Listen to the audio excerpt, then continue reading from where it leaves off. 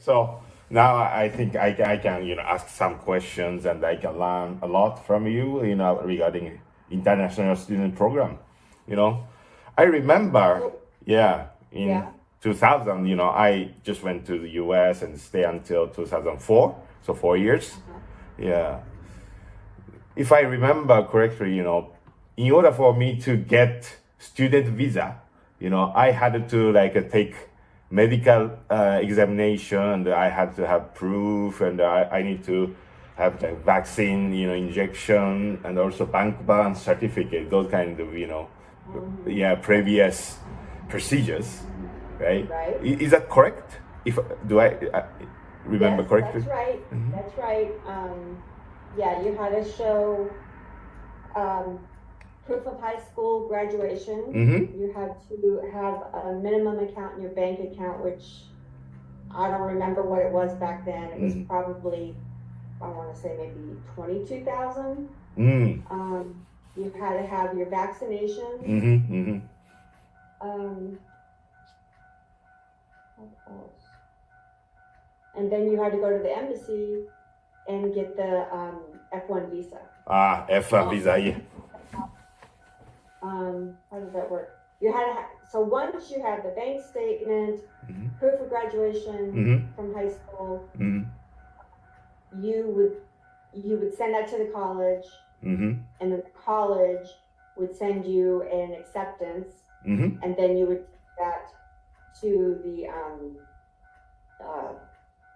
embassy or consulate to get your visa. I see. Even, You went to UNR after though, right? Yeah, of course, but I keep taking classes because, I was ASTM president, right? So I was taking six credit per semester, to be a student body president. So I was always in TMCC, even after, transfer to UNL. Okay. So you were doing 6 at TMCC, 6 at UNR? No, 12 at the UNL. Oh, and 6 at TMCC. Wow. Yeah. Minimum. I was crazy, You remember now? Yeah. But, actually, student body president was really good experience for me, I could attend a board of region meeting and be represent of student of TMCC. Yeah, it was really, really, good learning. Yeah, anyway, it was too busy. Yeah. 6 credit and 12 credit, it's nuts. Yeah. But, you were the first international student president. Trying to think. Anyone after me? Maybe. After you, there wasn't, I don't know, they weren't the president, but there was several senators who were Japanese senators of, student government. When the government wanted to put in the system to track international students, we fought it for a long time, for years, and then 9/11 happened. So then they put this program in place called SEVIS, SEVIS, and that program, so you come to the U.S., you have to pay your international student fees, you pay your application fee now, and then you have to pay an application fee, or you have to pay a SEVIS fee. Oh. We as a college had to collect it, but that money goes to the government. So they pay the international student fee to the campus. They pay the SEVIS fee. We collect it, but it goes to the government. Then they, of course, pay the international student fees, which are higher than domestic students. And then what SEVIS also did was that a student had to show up on our campus within the first week of school. And if they weren't there, we had to report that to the government. I see. Very strict. Yeah. Very strict. And if a student said, I'm going to graduate, I don't know, let's say 2012, and they're not ready to graduate, then we have to report that to CVIS and ask for an extension for that student. So it was like Big Brother watching us, and then they would come to the campus. They could come up anytime, go through all of our files and audit us. And if we weren't following the rules, they could terminate the entire international program, because every American college had to apply for, I forget what we call it now, but we had to apply to serve international students. I see. Yeah, very, very strict. But yeah, the country tried to manage those international students from foreign countries, because they could be problematic for in some reason, maybe political reason, or maybe economy reason, and those kind of things, economic reason, those kind of things, I guess. Yeah, actually in Japan, there are many problems. Actually, a university, admitted approximately 12,000 international students from 2016 till 2018 academic year, but those students, of which 1,610 disappeared, and 700 were withdrawn from school, and 178 were expelled. So actually they came to Japan and went somewhere, and the college didn't manage at all. But college could get money from the government. That's why they just accept, let them go, just keep money. So that is horrible, we got to do something. So I thought, maybe even TMCC in year 2000 managed better than Japan now. That was the other thing is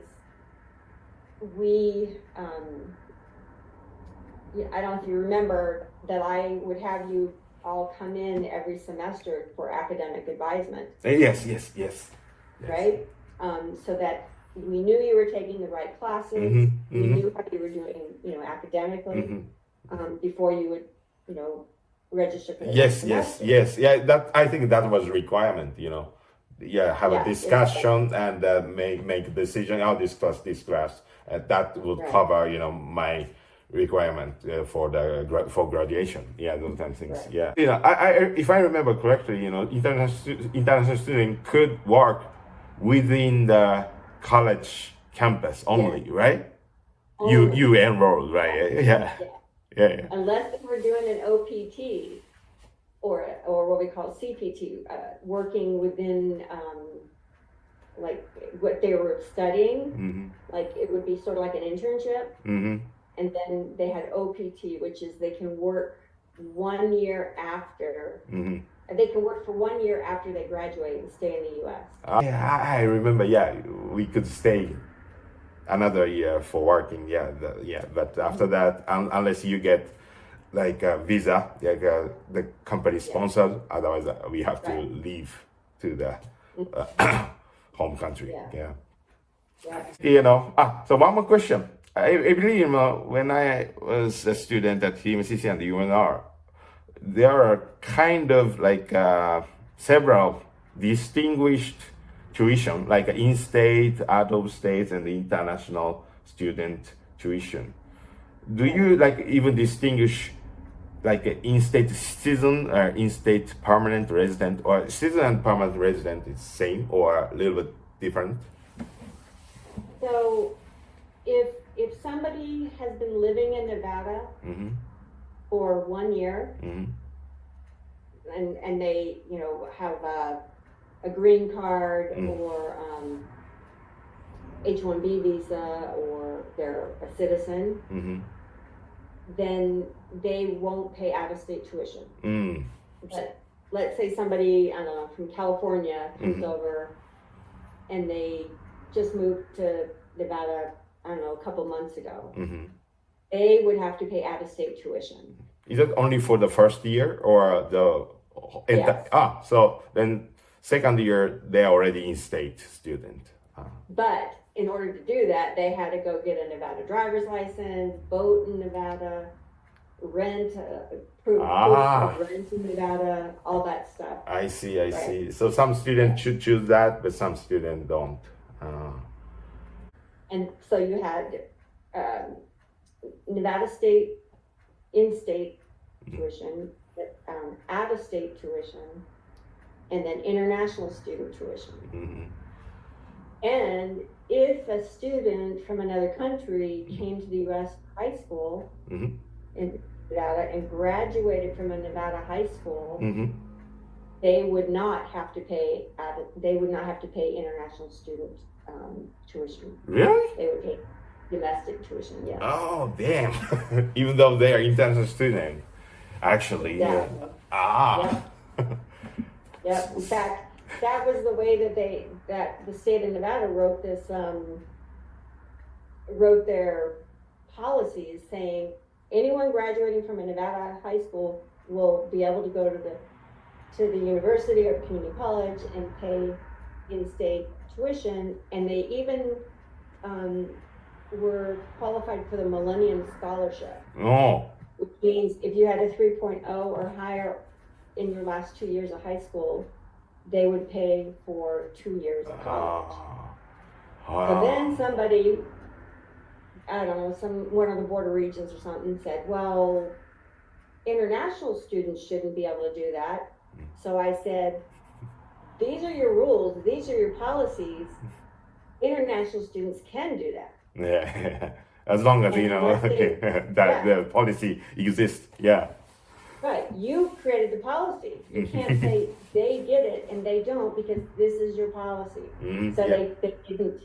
So international students continue to do that, Mm-hmm. and they didn't change the policy. So Oh, really? They didn't change. Oh. no. Yeah. So tell me, why do you want to know all this information? Yeah, and one of my interests is like those, how we should recruit and at the same time how we should manage, so that it's kind of, I want to make win-win situation, good for Japan, good for those people from other countries. You have some, better idea and you have, knowledge and experience already. So that, mainly, I believe we have to do something to protect our citizens as well as those people from, other countries. Yeah. So talk to you soon, for sure. All right. Yeah. Sounds good. Thank you very much. Bye. Bye. Sayonara. Sayonara. Thank you. Bye. Take care.